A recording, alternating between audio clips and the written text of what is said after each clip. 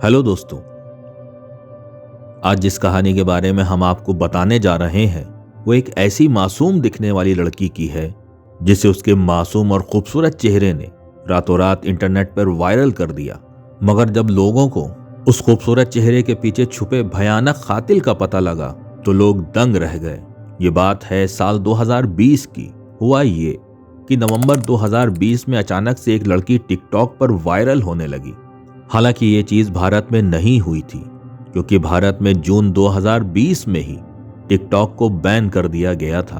पर भारत के अलावा पूरी दुनिया में उस लड़की की वीडियो वायरल हो रही थी। इस वीडियो में एक लड़की कैदी के कपड़े पहने, हाथों में हथकड़ियां और पैरों में बेड़ियां कोर्ट रूम में दाखिल होती है और कैमरे को देखकर कभी हंसती है और कभी अजीब सा अपना फेस बनाती है। उसकी ये वीडियो 2013 में बनी थी, पर नवंबर 2020 में लोगों ने उसकी इस वीडियो के साथ टिकटॉक पर डुएट बनाना शुरू कर दिए। लोग वीडियो को एडिट करके बैकग्राउंड म्यूजिक लगाकर टिकटॉक पर डालने लगे और देखते ही देखते वो लड़की इंटरनेट पर छा गई। यहाँ तक कि लोगों ने सोशल मीडिया पर उसके नाम का फैन पेज तक बना डाला था। और ये सब इसलिए क्योंकि वो लड़की दिखने में काफी खूबसूरत और मासूम थी। तो अब सवाल ये आता है कि आखिर ये लड़की कौन थी और इसने ऐसा क्या क्राइम किया था जिसकी वजह से ये पूरी दुनिया में इतनी ज्यादा पॉपुलर हो गई। पूरी कहानी जानने के लिए हमारे साथ बने रहिए कहानी के अंत तक। दोस्तों, आपका स्वागत है हमारे YouTube चैनल में कि जिसका नाम है क्राइम की रियल कहानी। उम्मीद करता हूं आप सब अच्छे होंगे। दोस्तों, आपके ढेर सारे प्यार और सपोर्ट से हम सभी यहाँ तक पहुंचे हैं। हमसे कहानी सुनना आपको अच्छा लगता है तो प्लीज अपनी तरफ से भी थोड़ा सा प्यार दीजिए और लाइक, शेयर और कमेंट अच्छे से करें। जो नए हैं और हमें सुनते हैं लेकिन उन्होंने अभी तक हमारे चैनल को सब्सक्राइब नहीं किया है तो प्लीज हमें सब्सक्राइब कर दें ताकि हम आपके लिए ऐसे ही सच्ची कहानियां लाते रहें। दोस्तों, कहानी शुरू करने से पहले हम आपको एक बात बताना चाहते हैं कि टिकटॉक से रिलेटेड ये हमारी दूसरी कहानी है जिसमें लोगों ने कातिल को सिर्फ इस वजह से सपोर्ट किया कि वो दिखने में अच्छा और खूबसूरत था। जिसमें एक कहानी कैमेरॉन हेरिन की है। अगर कैमेरॉन हेरिन की कहानी सुनना चाहते हैं तो इसका लिंक हमने डिस्क्रिप्शन बॉक्स में दे रखा है। तो चलिए दोस्तों, आज की कहानी में वापस आते हैं। जिस लड़की की मैं बात कर रहा हूं उसका नाम है इजाबेला गोज़मैन, जो कि अपनी मां यूनमी होए और स्टेप फादर रेयान होए के साथ अमेरिका के कोलोराडो के साउथ लीमा स्ट्रीट में रहा करती थी। कहानी शुरू होती है 27 अगस्त 2013 को। उस वक्त इजाबेला की जो उम्र थी वो सिर्फ 18 साल की थी। और ये कहानी का वो पार्ट है कि जो कि अगर नहीं होता तो शायद इजाबेला कोर्ट तक नहीं पहुंचती और ना ही वो टिकटॉक पर वायरल होती और ना ही मैं आज आपको ये कहानी सुना रहा होता। 27 अगस्त 2013 की शाम इजाबेला की मां यूमनी होए अपने स्टूडियो से काम खत्म करके वापस अपने घर लौट रही थी। मगर जैसे ही उनकी कार उनके घर के पास पहुंची तो उन्होंने देखा कि एक लड़का उनकी खिड़की से कूदकर बाहर निकला और लोहे की जाली को पार करके भाग गया। जब उन्होंने उस लड़के को अपने घर की खिड़की से कूदकर भागते देखा तो तब जाकर उन्हें अपने पड़ोसियों की बात याद आई। दरअसल जो उनके पड़ोसी थे वो इससे पहले कई बार यूमनी होए को ये बात बता चुके थे कि जब भी वो घर पर नहीं होती थी तो इजाबेला अक्सर अपने साथ अलग अलग तरह के लड़कों को अपने घर लेकर आती थी और वो लड़के जैसे ही घर में किसी की आने की आवाज सुनते थे तो वो खिड़की से कूदकर भाग जाया करते थे। मगर उस वक्त उन्हें पड़ोसियों की बातों पर यकीन नहीं हुआ। मगर जब 27 अगस्त 2013 की शाम उन्होंने खुद अपनी आंखों से एक लड़के को इजाबेला के कमरे की खिड़की से भागते हुए देखा तो उन्हें यकीन हो गया कि उनके पड़ोसियों की बात बिल्कुल सच थी। इसके बाद उन्होंने अपनी गाड़ी को पार्क किया और अपने दूसरे पति, जो कि इजाबेला के स्टेप फादर थे, उनके साथ सीधे इजाबेला के कमरे में पहुंच गई और उन लड़कों के बारे में पूछने लगी। मगर इजाबेला ने उनकी किसी भी बात का जवाब सही से नहीं दिया। उनके माँ बाप ने बहुत समझाने की कोशिश की मगर इजाबेला ने कोई भी बात समझने के बजाय उल्टा अपनी माँ के ऊपर ही जोर जोर से चिल्लाना और बुरा भला कहना शुरू कर दिया। यहाँ तक कि वो गुस्से में अपनी माँ के मुंह पर ही थूक कर चली गई। इस बात से यूमनी होए को बहुत बुरा लगा और इजाबेला के इस बर्ताव ने उन्हें इतना ज्यादा डरा दिया था कि उन्हें अपने कमरे में अकेले सोने से भी डर लग रहा था। इसीलिए वो पूरी रात अपने कमरे में अंदर से गेट को लॉक करके अपने पति रेहान होए के साथ ही रहीं, जबकि वो अपने कमरे में अक्सर अकेले ही सोया करती थी। इससे पहले कि मैं आपको अगले दिन की कहानी सुनाना शुरू करूं, उससे पहले आपका ये जानना जरूरी है कि आखिर ये कहानी यहां तक पहुंची कैसे। दरअसल इजाबेला गुज़मैन का जन्म 9 जून 1995 को कोलोराडो के अरोरा शहर में हुआ था, मगर उस वक्त वो अपने सगे पिता रॉबर्ट गुज़मैन और अपनी मां यूमनी गुज़मैन के साथ इसी शहर में कहीं और रहा करती थी। उसके माँ बाप एक साथ मिलकर अरोरा के टाउन सेंटर में एक पेट्रॉट स्टूडियो लेते हैं, जिसका नाम वो अपनी बेटी के नाम पर इजाबेला पेट्रॉट स्टूडियो रखते हैं, क्योंकि वो दोनों ही अपनी बेटी इजाबेला से बहुत प्यार करते थे और इजाबेला भी अपने माँ बाप को बहुत ज्यादा प्यार करती थी। खास करके अपने पिता रॉबर्ट गुज़मैन से इजाबेला का पूरा परिवार हंसी खुशी अपने दिन काट रहा था। मगर साल 1999 के आते ही चीजें बिगड़ना शुरू हो गईं और दोनों पति पत्नी के रिश्तों में कड़वाहट आने लगी। बात इतनी बढ़ी कि दोनों ने एक दूसरे से तलाक लेने का फैसला कर लिया। फिर साल 1999 में रॉबर्ट और यूमनी एक दूसरे से तलाक लेकर अलग हो गए और उस वक्त इजाबेला की जो उम्र थी वो सिर्फ 4 साल की थी। तलाक के बाद इजाबेला की कस्टडी उनकी मां को ही मिली, इसलिए अब इजाबेला अपनी मां के ही साथ उसी शहर में कहीं और रहने लगी। इजाबेला बचपन से ही थोड़ी सी गुस्सैल टाइप की थी, पर अपने माँ बाप की तलाक के बाद वो और ज्यादा जिद्दी और चिड़चिड़ी सी हो गई थी। मगर इजाबेला का ये गुस्सा नफरत में तब बदल गया जब तलाक के करीब 1 साल बाद यानी साल 2000 में उनकी मां यूमनी ने एक दूसरे शख्स यानी रेयान नाम के आदमी के साथ शादी कर ली थी। इजाबेला को इस बात से बहुत ज्यादा गुस्सा था, क्योंकि अब उसके पिता की जगह किसी और ने ले ली थी और वो ऐसा बिल्कुल भी नहीं चाहती थी, क्योंकि वो अपने सगे पिता रॉबर्ट गुज़मैन से ही बहुत ज्यादा प्यार करती थी। और यहीं से सारी चीजें खराब होना शुरू होती हैं, क्योंकि वक्त के साथ साथ जैसे जैसे इजाबेला बड़ी हो रही थी, उनका गुस्सा दिन पर दिन बढ़ता ही जा रहा था। वो अपनी मां से महंगे महंगे कपड़े और खिलौनों की डिमांड करती थी। जब उनकी इस डिमांड पूरी नहीं हो पाती थी तो इस बात पर वो अपनी मां से लड़ती और झगड़ा करती।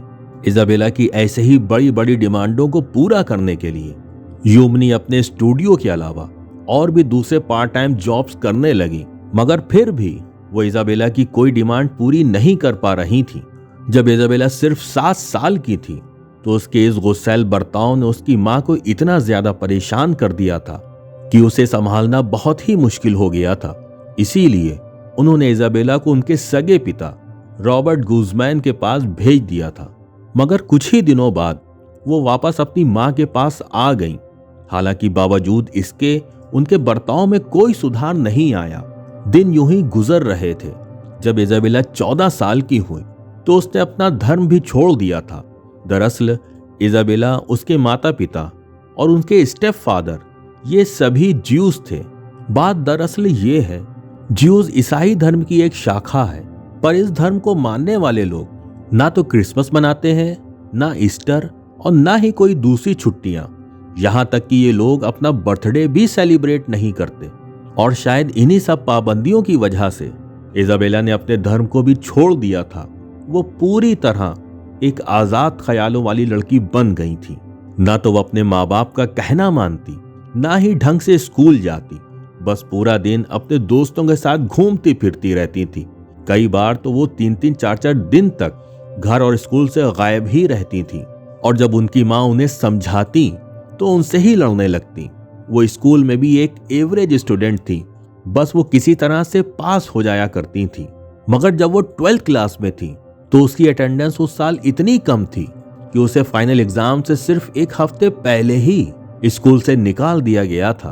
और इस चीज से भी उसकी मां को बहुत ज्यादा दुख हुआ था। इसके बाद भी उसे खूब समझाया गया, मगर उस पर कोई फर्क नहीं पड़ा। मगर हद तो तब हो गई जब 27 अगस्त 2013 की शाम उसे समझाने पर उसने वो काम किया जो उसने आज से पहले कभी भी नहीं किया था, और वो था अपनी मां के मुंह पर थूकना। इसके बाद यूमनी होए ने पूरी रात डर के साए में गुजार दी। खैर, किसी तरह 27 अगस्त 2013 की वो रात बीत गई और अगला दिन आ गया। अगले दिन यानी 28 अगस्त 2013 को सुबह सुबह जब यूमनी होय अपना मोबाइल चेक कर रही थी तो देखती हैं कि इजाबेला ने पिछली रात उन्हें एक मेल किया है। पर जब वो उस मेल को ओपन करती हैं तो उनके होश उड़ जाते हैं, क्योंकि उस मेल में सिर्फ 3 शब्द लिखे हुए थे, यू विल पे। यानी इजाबेला के कहने का मतलब ये था कि तुमने मेरे साथ जो कुछ भी किया है उसके लिए तुम्हें भुगतना होगा। इस मेल को देखने के बाद यूमनी और भी ज्यादा डर जाती हैं। फिर वो ये मेल अपने पति को दिखाती हैं और अब उन्हें ये समझ नहीं आ रहा था कि वो क्या करें। आखिरकार यूमनी पुलिस को बुलाने का फैसला करती हैं और 28 अगस्त 2013 की दोपहर में पुलिस को कॉल करती हैं। इसी के थोड़ी देर बाद पुलिस घर पहुंच जाती है। पुलिस के पहुंचने के बाद उन्हें सारा मामला और उस मेल के बारे में बताया जाता है जो कि इजाबेला ने भेजा था। पर क्योंकि यह घरेलू मामला था इसलिए पुलिस पहले तो इजाबेला को समझाती है और फिर बाद में ये वार्निंग भी देती है कि अगर उसने दोबारा ऐसा बर्ताव किया तो उसकी माँ उसे घर से बाहर निकाल देगी, क्योंकि अमेरिका के कानून के हिसाब से कोई भी माँ बाप 18 साल के बाद अपने बच्चों को घर से निकाल सकते हैं। और इजाबेला भी 2 महीने पहले ही यानी जून 2013 में 18 साल की हो चुकी थी। इजाबेला को वार्निंग देने के बाद पुलिस वहां से चली जाती है। उसके बाद इजाबेला भी अपने रूम में चली जाती है और यूमनी अपने काम पे जाने के लिए निकल जाती हैं। पर यूमनी के मन में अभी भी एक डर सता रहा था, इसलिए जब वो अपने स्टूडियो पहुंचती हैं तो उन्होंने ये सारी बात अपने पहले पति यानी रॉबर्ट गुज़मैन को भी बताई। रॉबर्ट ने ये सलाह दी कि वो घर जाकर इजाबेला से बात करेंगे और उसे समझाएंगे। दरअसल रॉबर्ट गुज़मैन का तलाक तो हो चुका था, पर वो अभी भी एक साथ इजाबेला स्टूडियो में ही काम कर रहे थे। पूरी बात सुनने के बाद रॉबर्ट गुज़मैन उसी दिन यानी 28 अगस्त 2013 की शाम इजाबेला से मिलने उसके घर पहुंचते हैं। उस वक्त भी इजाबेला अपने बेडरूम में ही थी। दोपहर में पुलिस के जाने के बाद से वो अपने बेडरूम से बाहर आई ही नहीं थी। पर जब उसके पिता वहां पहुंचते हैं तो वो इजाबेला को लेकर घर के बैकयार्ड में चले जाते हैं और वहां बैठकर उसे शांति से समझाते हैं। इजाबेला के पिता इजाबेला को समझाते हुए ये कहते हैं कि उसने जो कुछ भी किया वो बहुत गलत किया। उसे अपने से बड़ों का सम्मान करना चाहिए, उनकी बात सुननी चाहिए, हर बात पर जिद नहीं करनी चाहिए, वगैरह वगैरह। अगले करीब 1 से 1.5 घंटे तक इजाबेला को बिल्कुल इसी तरह समझाते रहते हैं। इस पूरी बातचीत के दौरान इजाबेला ने अपने मुंह से एक शब्द भी नहीं बोला, बस अपने पिता की हर बात चुपचाप सुन रही थी और अपना सर हाँ में हिला रही थी। जिस तरीके से इजाबेला बड़े ध्यान से अपने पिता की बात को सुन रही थी, उसे देखकर रॉबर्ट को लग रहा था कि शायद अब वो खुद को बदलने की कोशिश करेंगी। पर सच्चाई तो ये थी कि इजाबेला अपने पिता की किसी भी बात पर ध्यान नहीं दे रही थी, बस वो हर बात को इस कान से सुन रही थी और दूसरे कान से निकाल रही थी, क्योंकि उसके मन में कुछ और ही चल रहा था जिससे कि वो शायद पहले ही प्लान कर चुकी थी। इजाबेला को समझाने के बाद उसके पिता शाम करीब 6:30 बजे के आसपास वहां से निकल जाते हैं और इसके बाद इजाबेला भी वापस अपने बेडरूम में चली जाती हैं। इसके ठीक 3 घंटे बाद रात करीब 9:30 बजे के आसपास यूमनी भी अपना काम फिनिश करके अपने स्टूडियो से वापस घर आ जाती हैं। घर पर आने के बाद यूमनी अपने पति से पूछती हैं कि इजाबेला कहाँ है, तो वो कहते हैं कि उसे नहीं पता, पर हाँ, उसने करीब 1 घंटा पहले लगभग 6:30 बजे के आसपास इजाबेला को घर के किचन में देखा था। रेहान की बात सुनने के बाद यूमनी ऊपर फर्स्ट फ्लोर पर बाथरूम में नहाने के लिए चली जाती हैं और इधर रेहान भी लिविंग रूम में बैठकर अपना डिनर करने लगता है। इसके थोड़ी देर बाद ही रात के करीब 10 बजे के आसपास रेहान को अचानक से ऊपर फर्स्ट फ्लोर से धम की आवाज सुनाई देती है। ऐसा लग रहा था जैसे कोई जमीन पर गिरा हो या दीवार से टकराया हो। इसके कुछ ही सेकंड बाद उनमें चिल्लाकर रेहान का नाम पुकारती है। अपना नाम सुनते ही रेहान ऊपर बाथरूम की तरफ भागता है और देखता है कि बाथरूम का दरवाजा खुला हुआ है और शावर के चलने की आवाज आ रही है। जब वो बाथरूम के और करीब गया तो उसने बाथरूम के अंदर इजाबेला की एक झलक देखी, मगर उसने जैसे ही बाथरूम में घुसने के लिए दरवाजे को धक्का दिया, इजाबेला ने अंदर से पूरी जान लगाकर दरवाजे को लॉक कर दिया। इसके बाद अंदर से यूमनी की जोर जोर से चिल्लाने की आवाजें आने लगी और बाहर से रेहान बाथरूम का दरवाजा पीटने लगा, मगर दरवाजा नहीं खुला। उसने पूरी जान लगा दी दरवाजे को खोलने के लिए, पर कोई फायदा नहीं हुआ। अभी वो ये सोच ही रहा था कि दरवाजे को कैसे खोले कि तभी उसकी नजर नीचे पड़ी और उसने देखा कि बाथरूम के नीचे से खून बहकर बाहर आ रहा है। और ये देखते ही उसके होश उड़ गए। वो तुरंत भागकर नीचे गया, अपना फोन उठाया और पुलिस को कॉल करी। उस वक्त रात के करीब 10 बज रहे थे। कॉल पर रेहान ने पुलिस को बताया कि उसकी बीवी और सौतेली बेटी बाथरूम के अंदर बंद है और उसे लग रहा है कि उसकी बेटी उसकी बीवी के ऊपर जानलेवा हमला कर रही है, क्योंकि बाथरूम के नीचे से खून बहकर आ रहा था। इसके बाद रेहान पुलिस को पिछली रात और सुबह जो कुछ भी हुआ था उसके बारे में बताता है और बताते बताते ऊपर पहुंच जाता है। तभी अचानक से रेहान ने जोर की आवाज सुनी। ओ गॉड! ये आवाज किसी और की नहीं बल्कि उसकी बीवी योमनी की थी और ये उसकी आखिरी आवाज थी। उसके बाद सब कुछ बिल्कुल शांत हो गया। थोड़ी देर बाद ही बाथरूम का दरवाजा खुला और अंदर से इजाबेला बाहर निकली। उसके पूरे कपड़े और उसका बदन खून से सना हुआ था। उसने अपने सीधे हाथ में एक चाकू ले रखा था जिसमें से अभी भी खून टपक रहा था। इजाबेला को इस हालत में देखकर रेहान डर गया था और वो जहां खड़ा था वहीं खड़ा रहा। उसे लगा अब अगला नंबर उसी का है, लेकिन इजाबेला ने रेहान की तरफ देखा तक नहीं और ना ही उसके चेहरे पर कोई एक्सप्रेशन था। वो सीधे रेहान के बगल से निकल गई और नीचे जाकर बैकयार्ड की तरफ चली गई। इसके बाद रेहान फौरन भागकर बाथरूम में गया, पर वो जैसे ही बाथरूम में पहुंचा उसके पैरों तले जमीन खिसक गई, क्योंकि पूरे बाथरूम में खून ही खून बिखरा था और उसकी बीवी बाथरूम के फर्श पर पड़ी हुई थी। योमनी के गले पर एक बड़ा और गहरा कट का निशान था। उसके पूरे चेहरे और सीने पर चाकू घोंपने के अनगिनत निशान थे। उसके बगल में एक बेसबॉल बैट भी पड़ा हुआ था।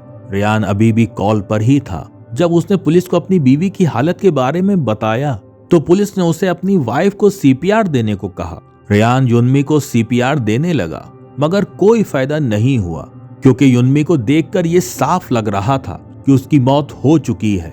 रेहान की कॉल के 11 मिनट बाद रात लगभग 10:15 पर पुलिस भी वहां पहुंच गई और उसके थोड़ी ही देर बाद मेडिकल टीम भी वहां पहुंच गई। इसके बाद मेडिकल टीम ने अपनी जांच शुरू करी और 28 अगस्त 2013 की रात 10:30 पर उसे मुर्दा घोषित कर दिया गया और लाश को पोस्टमार्टम के लिए भेज दिया गया।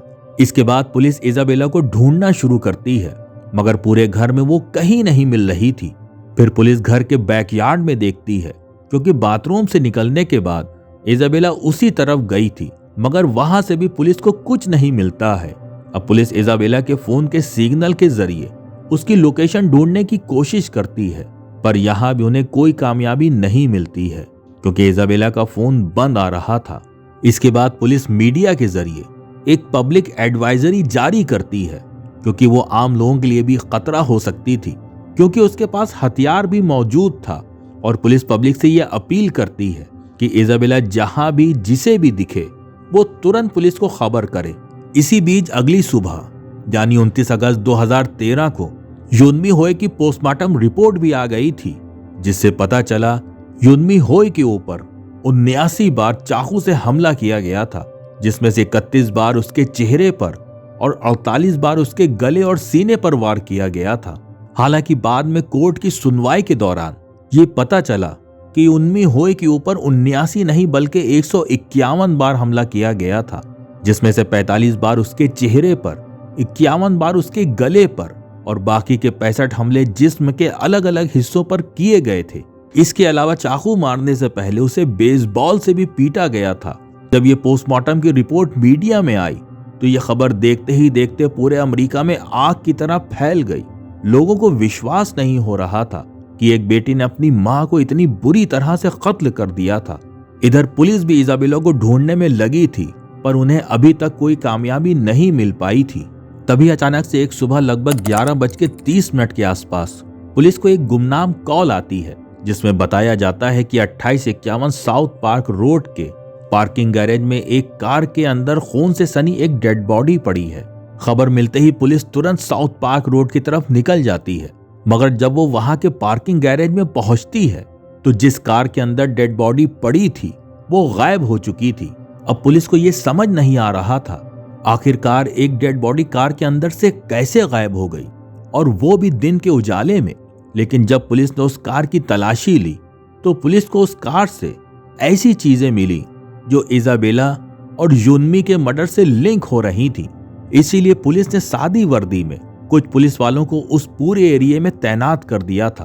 करीब 2 घंटे बीत गए थे मगर पुलिस को कुछ नहीं मिला था। तभी उन्हें पार्किंग से एक लड़की बाहर आती नजर आई जिसने उसी तरह के कपड़े पहने हुए थे जैसे इजाबेला ने पहने थे। पुलिस को लगा कि ये इजाबेला हो सकती है, मगर फिर भी पुलिस कंफर्म करना चाहती थी, इसलिए उनमें से एक अंडरकवर ऑफिसर उस लड़की से बात करने के बहाने उसके करीब गया। जब उसने उस लड़की को करीब से देखा तो उसे देखते ही यकीन हो गया कि वही इजाबेला है। इसके बाद वो इजाबेला के पीछे पीछे चलने लगा।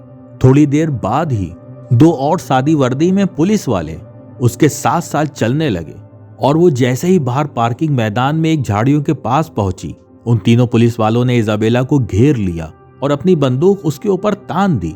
इजाबेला ने यहां भी पुलिस वालों को गुमराह करने की कोशिश की और कहा कि उन्होंने गलत लड़की को गिरफ्तार कर लिया है। यहां तक कि जब पुलिस वालों ने उसकी पहचान के लिए उसे उसकी आईडी दिखाई तो उसने कहा कि आईडी वाली लड़की की शक्ल तो उससे जरूर मिलती है, पर वो इजाबेला गूसमैन नहीं है। बल्कि उसने ये कहा कि उसका नाम समांता गजल है, मगर उसके कपड़े और कपड़ों पर लगा खून इस बात का साफ साफ इशारा कर रहा था कि वही इजाबेला है। इसलिए पुलिस वाले उसकी किसी भी बात पर यकीन नहीं करते हैं और आखिरकार पुलिस मर्डर के लगभग 16 घंटे बाद यानी 29 अगस्त 2013 की दोपहर 2 बजे तक उसके घर से सिर्फ 1.5 किलोमीटर दूर एक पार्किंग एरिया से गिरफ्तार कर लेती है। पर अब भी एक सवाल बाकी था कि आखिर कार में जो डेड बॉडी थी वो किसकी थी और वो कहां गायब हो गई। दोस्तों, इसका जवाब ये है कि जो लाश उस कार में पड़ी थी वो कोई लाश नहीं बल्कि खुद इजाबेला ही थी। दरअसल हुआ ये कि पिछली रात अपनी मां का कत्ल करने के बाद इजाबेला ने घर से कार उठाई और अपने घर से करीब 1.5 किलोमीटर दूर जाकर 2851 साउथ पार्क की रोड के पास बने पार्किंग गैरेज में लगा दी और उसके बाद कार की पिछली सीट पर जाकर सो गई। क्योंकि उसके पूरे बदन और कपड़ों पर खून लगा था, इसलिए अगली सुबह जब लोगों ने इजाबेला को कार में सोते हुए देखा तो उन्हें लगा कि कार में कोई लाश पड़ी है। जब तक पुलिस वहां पहुंची तब तक इजाबेला कार से उठकर पार्किंग गैरेज के अंदर चली गई थी और जब वो बाहर आई तो उसे गिरफ्तार कर लिया गया। इजाबेला को गिरफ्तार करने के बाद पुलिस ने उसके ऊपर फर्स्ट डिग्री मर्डर के चार्ज लगाए और फिर उसके बाद जुडिशियल कस्टडी पर अरोरा सिटी जेल में भेज दिया गया। इसके करीब 1 हफ्ते बाद यानी 5 सितंबर 2013 की सुबह इजाबेला को कोलोराडो के काउंटी कोर्ट में पेश होना था, जहां उसके ऊपर कोर्ट की तरफ से चार्ज लगाए जाते, मगर उस दिन उसने सुबह कोर्ट जाने से ही मना कर दिया। वो अपने सेल से बाहर ही नहीं आ रही थी, जिसकी वजह से हुआ ये कि कोर्ट की सुनवाई दोपहर तक के लिए टालनी पड़ी, मगर बाद में किसी तरह जबरदस्ती खींचकर उसे उसके सेल से बाहर निकाला गया और फिर कोर्ट में पेश किया गया। उस दिन वो सुबह से ही नॉर्मल इंसान की तरह बर्ताव नहीं कर रही थी। पहले तो उसने कोर्ट में आने से मना किया, जिसकी वजह से उसे जबरदस्ती लाना पड़ा और जब वो कोर्ट में पहुंची तो मीडिया के कैमरे को देखकर कभी मुस्कुरा रही थी तो कभी अजीब अजीब से चेहरे बना रही थी। काउंटी कोर्ट के जज ने इजाबेला के ऊपर मर्डर और वायलेंस के चार्ज लगाए और साथ ही साथ ये ऑर्डर भी दिया कि जब तक इसका ट्रायल पूरा नहीं हो जाता इजाबेला को कोई बेल नहीं मिल सकती। इसके करीब 9 महीने बाद जून 2014 में इजाबेला गूसमैन का ट्रायल शुरू हुआ, क्योंकि जब उसने अपनी मां का मर्डर किया था तब वो 18 साल की एक एडल्ट थी और जिस तरह से उसने अपनी मां के ऊपर 151 बार चाकू से हमला किया था, उसे देखकर यह पक्का था कि इजाबेला को मैक्सिमम सजा यानी डेथ पेनाल्टी ही मिलेगी। मगर कोर्ट में जैसे ही सुनवाई शुरू हुई, वकील ने जज के सामने डॉक्टर रिचर्ड पोन्स की एक रिपोर्ट पेश की, जिसमें यह साफ साफ लिखा था कि इजाबेला की दिमागी हालत ठीक नहीं है और वो पैरानॉइड शाइजोफ्रेनिया नाम की दिमागी बीमारी से जूझ रही है।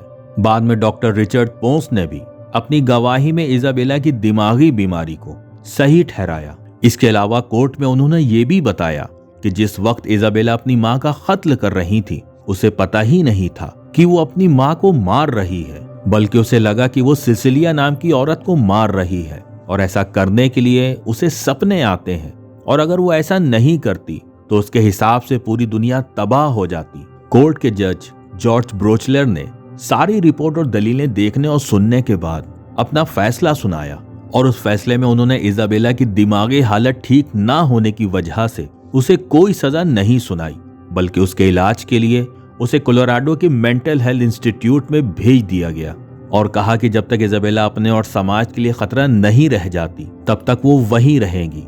अब इसमें चाहे 1 साल लगे, 2 साल या फिर पूरी जिंदगी। कोर्ट के ऑर्डर के बाद इजाबेला को कोलोराडो के मेंटल हेल्थ इंस्टीट्यूट में भेज दिया गया और अगले कई सालों तक वो मेंटल हेल्थ इंस्टीट्यूट में ही रही और उनका इलाज चलता रहा। मगर नवंबर 2020 में जब इजाबेला 25 साल की थी तो उसने मीडिया को एक इंटरव्यू दिया जिसमें उसने एक नई चीज के बारे में बताया। उसने कहा कि घर में उसके साथ सभी लोग बहुत बुरा बर्ताव करते थे। जब उसने 14 साल की उम्र में अपना धर्म छोड़ा तब से उसे और भी ज्यादा टॉर्चर किया जाने लगा। हालांकि बाद में जब इस बात की इन्वेस्टिगेशन की गई तो ऐसा कोई सबूत नहीं मिला कि उसके साथ घर में बुरा बर्ताव किया जाता था। इसके अलावा उसने ये भी बताया कि जब उसने उसकी माँ का खून किया था तब वो अपने होश में नहीं थी, पर अब वो पूरी तरह से ठीक हो चुकी है और अब ना ही वो खुद के लिए और समाज के लिए कोई खतरा है। इसलिए उसे उस मेंटल हेल्थ इंस्टीट्यूट से रिहा कर देना चाहिए। I was not myself when I did that and I have since been restored to full health। जब मीडिया में उसका ये इंटरव्यू आया तो अचानक से टिकटॉक पर उसकी 7 साल पुरानी कोर्ट की वीडियो वायरल होने लगी और सोशल मीडिया, खास करके टिकटॉकर, आपको तो पता ही है कि लोग बिना सोचे समझे एक ट्रेंड्स को फॉलो करना शुरू कर देते हैं और यहाँ भी ठीक यही हुआ। लोगों ने ये बिना सोचे समझे कि उस पोस्ट में क्या है, उसने क्या किया है, उसके सपोर्ट में आगे आ गए और वो भी सिर्फ इसलिए क्योंकि वो देखने में काफी खूबसूरत और मासूम थी। लोगों ने तो यहाँ तक कहना शुरू कर दिया था इजाबेला ने अपनी माँ का जो कत्ल किया था वो इसी लायक थी। ऐसी चीजें ये सोचने पर मजबूर कर देती हैं कि इंसानियत कहाँ से कहाँ जा रही है। हालांकि इस वीडियो से इजाबेला को जरूर फायदा हुआ क्योंकि अगले ही साल जून 2021 में इजाबेला गूसमैन को मेंटल इंस्टीट्यूट से इस शर्त पर छोड़ दिया गया कि वो लगातार टाइम पर अपने डॉक्टर से थेरेपी लेती रहेंगी। कुल मिलाकर इजाबेला ने जो कुछ भी किया, चाहे गुस्से में किया हो या दिमागी प्रॉब्लम की वजह से, वो अलग बात है। पर अफसोस की बात तो ये है कि जिस तरह से बाद में लोगों ने बिना सोचे समझे, बिना पूरी कहानी जाने सिर्फ उसके चेहरे को देखकर उसके क्राइम को सही ठहराने की कोशिश की, वो बात बहुत गलत है। जबकि हम मानते हैं कि ऐसा बिल्कुल भी नहीं होना चाहिए। हमें किसी भी अपराधी को उसकी खूबसूरती, उसका रंग, उसकी अमीरी या गरीबी देखकर नहीं, बल्कि उसने जो अपराध किया है उसे देखकर अपनी राय देनी चाहिए। दोस्तों, ये थी पूरी कहानी इजाबेला गूसमैन की। आपको इस केस के बारे में क्या कहना है, हमें कमेंट्स करके जरूर बताएं। अगर आपको हमारी ये मेहनत पसंद आई हो तो हमारे चैनल को सब्सक्राइब करना ना भूलें और इस वीडियो को लाइक और शेयर भी जरूर करें। जल्दी मिलते हैं एक और सनसनीखेज कहानी के साथ यहीं इसी चैनल पे। अपना ख्याल रखिएगा, सतर्क रहिएगा। धन्यवाद।